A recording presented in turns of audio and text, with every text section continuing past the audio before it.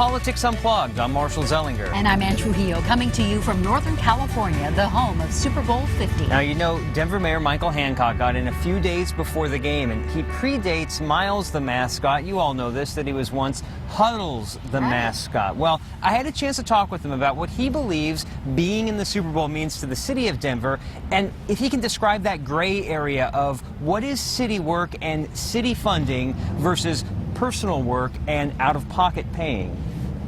Mayor Michael Hancock here in San Francisco with us, and this is the second time in 3 years we've seen each other at the Super Bowl. I can't imagine this gets old. It's a little warmer this time around. I remember walking with you down Times Square being very, very cold.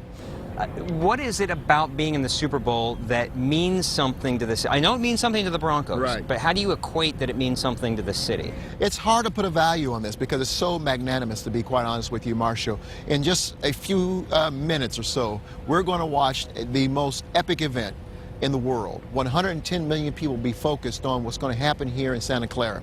And there are only two guests of honors, the Denver Broncos and the Carolina Panthers. The Denver Broncos, our beloved Denver Broncos. And so Denver's going to be on the lips of people all over the world, whether you're in Kenya, you're in Paris, or Tokyo. They're going to be talking about Denver and the Denver Broncos. And I'm just excited about it, and it means a great deal to us as a city, a state, and a region, quite frankly, for folks to be thinking about us. I'm always curious what goes into your negotiations when you're trying to get a company to come to the city. Absolutely. How often do you use sports when in those negotiations? The reality is this: no individual or institution has done more for our state or our city than the Denver Broncos. And that's always a great way to start a conversation, whether we're talking about a company or we're trying to talk about how someone might invest in a city or tourism. The Denver Broncos are a great topic area because people know them, and it's because of what's happened in 1977 and what happened in 1987 and 1988, and of course in 97 and 98 and 2 years ago and this year. They've seen us all over the world, and they beloved Denver Broncos, John Elway, Terrell Davis. This team has meant so much to our state and to our region. I can't tell you. Again, we can't put a value on it. Now, on Friday, we had an Ethics Commission special meeting about how you're here, and it's the city is funding your trip here. Right. Help explain to everybody who's watching where you draw the line between, okay, this is city business and I'm mayor, and no, I'm going to pay out of pocket because this is more personal and fun. Oh, absolutely. And actually, it's not as difficult as you may think it is. First of all, I understand people's question and why they say, hey, this is a Super Bowl. Not everybody gets to go to Super Bowl. It's a once-in-a-lifetime opportunity.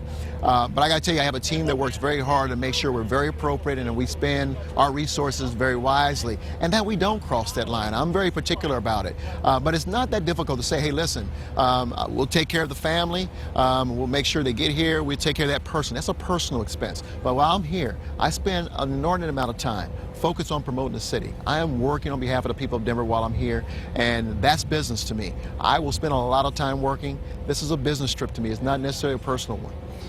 What do you do to be a businessman for Denver? How do you come here and what happens? Do you try to get a business and say you should move your headquarters to Denver? Absolutely. There's no greater opportunity to get the earned media that we're going to get in publicizing our city. I will do, you know, you're one of dozens of interviews I'm going to do talking about Denver. Great place to live, great place to bring your company, great place to come visit, great place to bring your convention. That's what drives our economy. And so my job here is really to be the chief marketer of Denver, as well as to promote the economic opportunities in our great city. Now, I'm sure the governor's not doing you any favors by revealing that he's covering his own way out here. What kind of difficulty does that present you to have to explain your side versus knowing that the head of the state is paying his way? It's a mistake to try to compare the two. The reality is that I'm the head of the city. And again, the city of Denver will be on the lips of 110 million people over the next few days and hours, and certainly during this game that's going to happen today. The reality is that my job, I came for a focus of my job. I can't tell you what the governor's going to be doing. That's his call. And his ability to pay, that's his call. All I can do is focus on the city of Denver, focus on Mayor Hancock, and what I'm doing on behalf of the people of Denver. You've worn the Huddles the Mascot costume. Have you ever worn the Miles the Mascot costume? No, you know, but I tell Miles all the time, I'm your daddy.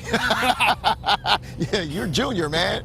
What do you take from that experience? And I know we talked about this 2 years ago, but I mean, it's still a part of you. What do you take from that experience as the Broncos have evolved over time? You know what, listen, I watch players talk about the opportunity opportunity that Pat Bowlen has given them, and he is a tremendous man, and one that at the age of 16, 17, I got to meet and know. He gave me the opportunity to do something that any kid would imagine, could dream of doing, and that was to be the Broncos mascot. And at the end of the day, they went to the Super Bowl against the Giants in Newport Beach, California. I got to go. Pat Bowlen said, I want you to go with us and put that uniform on and go on the field, support your team.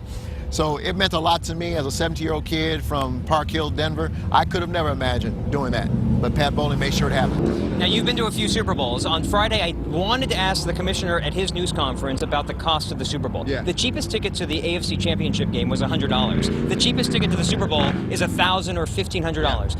Do you think the NFL needs to do something to make it more affordable for the average fan? I hope so. I agree with you, and I think most fans will say, we'd love for the opportunity to go. This is an unbelievable event, one in which, again, the whole world is going to be watching, but it's out of reach for most Americans. It's out of reach for me. If I was not working here on behalf of the people of Denver, it's out of reach for everyday people. And so I would really encourage the NFL to find a way to help people who help support the NFL. Quite frankly, they're the ones who are walking in the stores who are paying probably above their heads for jerseys and for merchandise, just to let them find a way to be at the Super Bowl and to be involved in this unbelievable spectacle. It's like monthly rent or another second mortgage. Unbelievable. The numbers that I hear are unbelievable. They're unconscionable. And so I think it would be a great tip by the NFL to find a way to get the everyday citizen into this stadium. And everyone's going to want to know everyone's opinion on Peyton Manning. Should this be the last game, win or lose? You know what? The only person who can make that decision, quite frankly, is Peyton Manning. And but I tell you what a great moment and opportunity he has, similar to what John Elway had, to walk off the field saying, the last game I played was to win the NFL championship. And I certainly hope in a few hours that he's able to earn that hit. If he chooses to retire, I hope he tells the team. I hope he told the team last night, and then they'll just go crazy. Let's go do it for Peyton. Out. Well, I certainly hope they do it for Peyton. I hope they do it for DeMarcus. Hope they do it for themselves. I certainly hope they do it for Pat Bowlen. And all of our prayers continue to be out there for Pat Bowlen and his family. And I hope that we get that moment in a few short hours where John Elway get to hoist that trophy and say, this one's for Pat. And maybe you'll be able to say that at the That would be awesome.